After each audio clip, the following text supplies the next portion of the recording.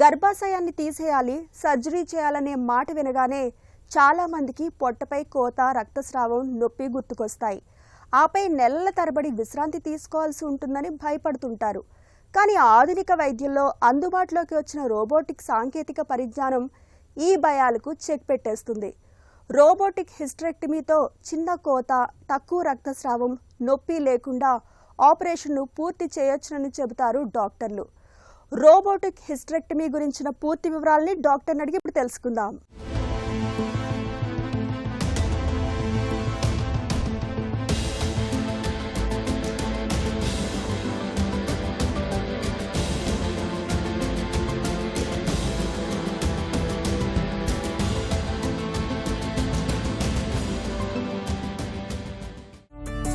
గర్భాశయాన్ని తొలగించే హిస్టరెక్టమీ సర్జరీని ఎప్పుడు ఎలాంటి పరిస్థితుల్లో సూచిస్తారు?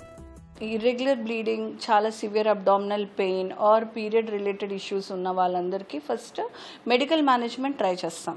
సో మెడికల్ మేనేజ్మెంట్ కూడా ఫెయిల్ అయింది, వాళ్ళకి వర్క్ అవ్వట్లేదు, స్టిల్ హెవీ బ్లీడింగ్ పెయిన్ తోటి బాధపడుతున్నారు, వాళ్ళకి చాలా పెద్ద పెద్ద ఫైబ్రాయిడ్స్ ఉన్నాయి ఆర్ ఎండోమెట్రియోసిస్ లాంటి కండిషన్ ఉంది, ఎడినోమయోసిస్ ఆర్ యూట్రస్ అప్పుడప్పుడు కిందకి జారుతుంది మెనోపాజల్ ఉమెన్లో, సో ప్రొలాప్స్ యూట్రస్ అంటారు. So prolapse uterus or cancerous conditions or pre cancerous conditions, క్యాన్సర్లో ఫ్యూచర్లో మారబోతుంది అని మనకి టెస్టింగ్లో అర్థమైనప్పుడు, సో ఇలాంటి కండిషన్స్లో యూట్రస్ రిమూవల్ సర్జరీ అడ్వైస్ చేస్తాం. ఆధునిక రోబోటిక్ హిస్టరెక్టమీతో ఉన్న ప్రయోజనాలేంటి? లాప్రోస్కోపీకి రోబోటిక్కి ఏంటి అంటే మెయిన్గా రోబోటిక్లో మన 3D విజన్ చాలా బాగుంటుంది, మన ప్రెసిషన్ చాలా బాగుంటుంది, చాలా చిన్న చిన్న స్ట్రక్చర్స్ కూడా చాలా క్లియర్గా కనిపిస్తాయి. అంత 3D విజన్ 10 times మ్యాగ్నిఫికేషన్ ఉండడం వల్ల సర్జన్కి చిన్న చిన్న స్ట్రక్చర్స్ కూడా చాలా క్లియర్గా కనిపించడం వల్ల ఇంజురీ రిస్క్ అనేది చాలా తగ్గిపోతుంది మనకి. అండ్ అదే కాకుండా మనకి డెక్స్ట్రిటీ, మన degree of movement is more, మన రిస్ట్ ఎన్ని మూమెంట్స్ 360 degrees మూవ్ అవుతాయో రోబోటిక్ ఆర్మ్స్ కూడా మనము అంత కంప్లీట్గా మూవ్ చేయగలం అబ్డామిన్లో పేషెంట్ పైన. సో ఆ డిగ్రీ ఆఫ్ ఫ్రీడమ్ అనేది సర్జన్కి చాలా బాగా యూజ్ అవుతుంది.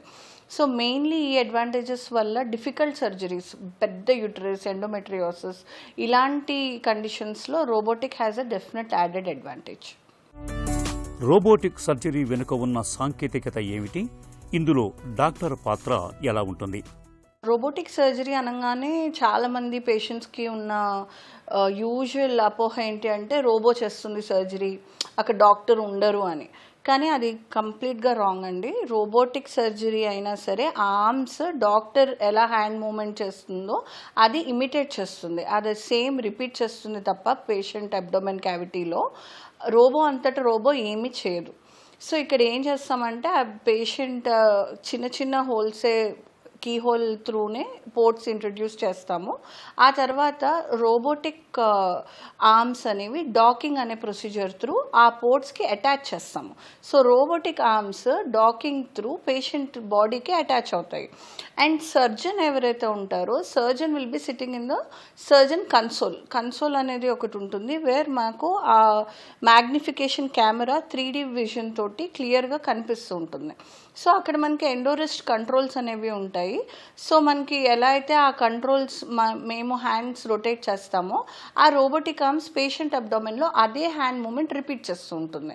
సో మ్యాక్సిమం ఏంటవుతుందంటే ఈవెన్ ఓపెన్ సర్జరీస్లో, పెల్విక్ సర్జరీస్ వల్ల ఓపెన్ సర్జరీ అయినా సరే పక్కన అసిస్ట్ చేస్తున్న సర్జన్కి మనం ఎక్కడ డీల్ చేస్తున్నామో, ఏ స్ట్రక్చర్ కట్ చేస్తున్నామో, ఏం పట్టుకుంటున్నామో అనేది అంత క్లియర్గా కనిపించదు, because the space is very less, చిన్న స్పేస్లో ఆపరేట్ చేస్తుంటాం కాబట్టి. కానీ ఇక్కడ విజన్ కార్టన్ ఒక పెద్ద స్క్రీన్ త్రూ, కెమెరా త్రూ మనము డిస్ప్లే చేస్తాం కాబట్టి రోబోటిక్ సర్జరీస్లో, లాప్రోస్కోపిక్ సర్జరీస్లో అందరూ చూడొచ్చు మేము ఎక్కడున్నామో, ఏ లెవెల్లో మనం ఆపరేట్ చేస్తున్నాము, ఏ స్ట్రక్చర్స్తో కట్ చేస్తున్నాము, ఏ స్ట్రక్చర్ డీల్ చేస్తున్నాము అనేది it is clear for everyone. Assistance మీద డిపెండెన్సీ అనేది రోబోటిక్లో చాలా చాలా తక్కువ, ఎందుకంటే డాక్టరే కెమెరా అడ్జస్ట్ చేసుకుంటారు. లాప్రోస్కోపీలో ఏమవుతుందంటే మనకు ఒక అసిస్టెంట్ ఒక స్కిల్ కూడా చాలా చాలా ఇంపార్టెంట్, ఎందుకంటే ఇక్కడ ఒక పర్సన్ మీద డిపెండెన్సీ ఉంటుంది, ఎందుకంటే వాళ్ళు సరిగ్గా కెమెరా చూపించాలి, అసిస్ట్ చేసే వాళ్ళు ట్రాక్షన్ సరిగ్గా మెయింటైన్ చేయాలి, మనకి యాంగిల్ సరిగ్గా చూపించాలి. సో ఇక్కడ అదర్ పర్సన్ మీద డిపెండెన్సీ ఉంటుంది, అసిస్టెంట్స్ మీద డిపెండెన్సీ ఉంటుంది. డాక్టర్కి కూడా ఇది చాలా ఫీజిబుల్. డాక్టర్ వాళ్ళ 100% ఇంకా బెటర్ ప్రొడక్టివిటీ ఇవ్వగలరు పేషెంట్ సర్జరీ మీద. ఎందుకంటే పేషెంట్ నుంచి దూరంగా కూర్చున్న doctor is like positioned well, కూర్చొని ఫిజికల్గా స్ట్రెయిన్ లాంగ్ అవర్స్ సర్జరీస్. ఇలాంటి సర్జరీస్ అన్నీ 2 hours పట్టచ్చు, 3 hours పట్టచ్చు, 4 hours పట్టచ్చు. సో ఇలాంటి అన్ని లాంగ్ అవర్స్ ఫిజికల్ వర్క్ కాబట్టి రోబోటిక్లో doctor is also working in a better place, కూర్చుని ఆపరేట్ చేస్తారు. సో కూర్చుని ఆపరేట్ చేస్తున్నప్పుడు వీళ్ళ పర్ఫార్మెన్స్ కూడా ఇంప్రూవ్ అవుతుంది. అండ్ బికాజ్ ఆ degree of movement 360 degrees turn చేయగలం కాబట్టి ఈవెన్ చిన్న చిన్న స్పేసెస్లో కూడా వెళ్ళి ఆపరేట్ చేయగలుగుతాము. ఈ అడ్వాంటేజెస్ డెఫినెట్గా రోబోటిక్ సర్జరీని ఇంకా ఇంకా అడ్వాన్స్డ్ సర్జరీస్లోకి తీసుకెళ్తున్నాయి. ఫైబ్రాయిడ్లు, ఎండోమెట్రియోసిస్ కేసుల్లో రోబోటిక్ సాంకేతికత సర్జన్కు ఎలా ఉపయోగపడుతుంది? రోబోటిక్ సర్జరీలో మనకి విజన్ అనేది చాలా బాగుంటుంది. అండ్ చిన్న చిన్న స్ట్రక్చర్స్ కూడా బాగా కనిపించడం వల్ల ఇంజురీ అనేది జరగదు. ఎండోమెట్రియోసిస్, పెద్ద పెద్ద ఫైబ్రాయిడ్స్లో ఏమవుతుందంటే ఒక్కొక్క స్ట్రక్చర్స్కి అడ్హెషన్స్ ఫామ్ అవ్వడం. యుట్రస్ అనేది దాని పొజిషన్ ఎలా అంటే యుట్రస్కి ముందు యూరినరీ బ్లాడర్ అంటాము. బ్లాడర్, యూరిన్ బ్యాగ్ ఉంటుంది. వెనకట్ల ఇమోషనల్ ఇంటెస్టైన్స్, పేగులు అవి ఉంటాయి. అండ్ యూరిటర్ అంటే లైక్ ఏదైతే కిడ్నీ నుంచి బ్లాడర్కి యూరిన్ సప్లై చేస్తుందో ఆ పైప్ అనేది ఉంటుంది. సో ఇవన్నీ చాలా పక్కన ఉంటాయి. అండ్ ఎండోమెట్రియోసిస్ లాంటి కండిషన్లో అడ్హెషన్స్ అనేది చాలా కామన్. అంటే ఒక స్ట్రక్చర్కి ఒక స్ట్రక్చర్ అతుక్కుపోయి ఉంటాయి. సో అడ్వాన్స్డ్ క్యాన్సర్స్లో కానీ పెద్ద ఫైబ్రాయిడ్స్లో కానీ మనకి నార్మల్ ఎనాటమీ అనేది పెల్విస్లో ఉండదు. సో ఎండోమెట్రియోసిస్ ఉన్నప్పుడు మోస్ట్లీ యూటరస్ వెనకాతలో ఓవరీస్, ట్యూబ్స్, మోషన్ వెళ్ళే ఇంటెస్టైన్స్ కానీ అండ్ ఆల్సో ముందు బ్లాడర్ పార్ట్ కానీ అంతా అతుక్కుని ఉంటుంది. సో ఇలా ఉన్నప్పుడు మనకు ఆపరేట్ చేసే స్పేస్ అనేది చాలా చాలా నేరో స్పేస్. సో మనకి డెప్త్ పర్సెప్షన్ రోబోటిక్లో చాలా బాగుంటుంది, మ్యాగ్నిఫికేషన్ చాలా బాగుంటుంది, మనము ఇన్స్ట్రుమెంట్ మూమెంట్ చాలా బాగుంటుంది. సో ఈ అడ్వాంటేజెస్ వల్ల ఇలాంటి క్యాన్సరస్ కండిషన్స్లో కానీ where normal anatomy is totally gone, ఆ స్ట్రక్చర్స్ అన్నీ డిఫరెంట్ అడ్హెషన్స్ వల్ల కానీ ఫైబ్రోసిస్ వల్ల కానీ, ఆల్రెడీ ఇంతకుముందు రేడియేషన్ అయిన పేషెంట్స్లో కూడా చాలా ఫైబ్రోసిస్ ఉంటుంది. సో ఇలాంటి కండిషన్స్లో రోబోటిక్ సర్జరీ అనేది చాలా చాలా యూస్ఫుల్గా ఉంటుంది. రోబోటిక్ హిస్టరెక్టమీ తర్వాత మహిళలు ఎలాంటి జాగ్రత్తలు తీసుకోవాలి? రోబోటిక్ సర్జరీ ఇది చాలా చిన్న కీ హోల్ త్రూ చేసే సర్జరీ కాబట్టి చాలా వరకు 90% నెక్స్ట్ డేనే డిశ్చార్జ్ అయిపోతారు. చిన్న చిన్న సిస్టెక్టమీస్, ఓవేరియన్ సిస్ట్లు, సాల్ఫింగెక్టమీ, చిన్న ట్యూబ్ రిమూవల్, ఇలాంటి చిన్న చిన్న సర్జరీస్ అయితే సేమ్ డే డిశ్చార్జ్ చేస్తాం మినిమల్లీ ఇన్వేజివ్లో. సో ఇలాంటి సర్జరీస్ అయిన వాళ్ళు రిటర్న్ టు లైఫ్, వాళ్ళ రొటీన్ లైఫ్కి చాలా ఫాస్ట్గా వెళ్తారు. సో నార్మల్గా కూడా జస్ట్ ఆ ఇంటర్నల్గా కొంచెం స్టిచెస్ ఉంటాయి కాబట్టి ఒక 2-3 days రెస్ట్ చెప్తాము.